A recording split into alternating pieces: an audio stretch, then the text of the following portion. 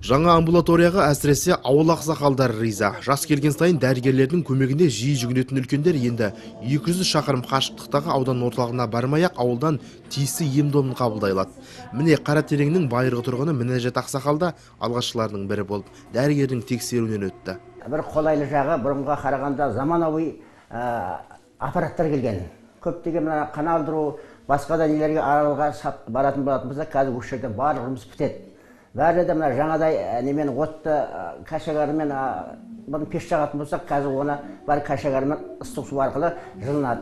Іші жарық. Амбулаторияда ересектер мен балаларға арналған 10 төсекті күндізгі емдеу бөлімі де бар. Бұл да ауыл тұрғындарының ем алуына тиімді.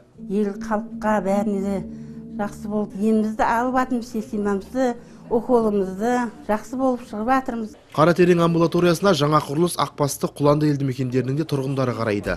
Заманауи медициналық құралдармен жабдықталып, білікті мамандармен толыққан емдеу мекемесі енді халыққа сапалы қызмет көрсетіп, қан, зәр, биохимиялық анализдерді де өздері ала береді. Жаңа ғимарат 10 төсектік күндізгі састыға арналған. Жаңадан лаборатория, физик кабинеттер қосылып жатыр. Бұрын жоқ еді, бұрын ауданнан, көрші Аманөткел бөгеннен лаборатория шақырып қиналатынбыз. Аманөткелдегі емдеу мекемесінің салынғаны да 30 жылдан асқан. Тозығы жеткен ғимараттың орнына жаңа амбулатория бой көтерді.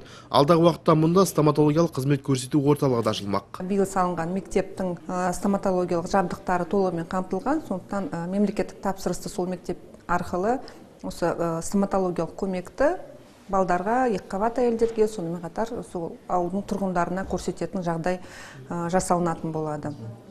Енді негізі осы 2016-2017 жылы Арал ауданы үшін өте табысты жыл болайын деп тұр. Әрине бұл елбасының үлкен қамқорлығының арқасында деп білеміз. Аралдықтар үшін тағы бір қуанышты хабар.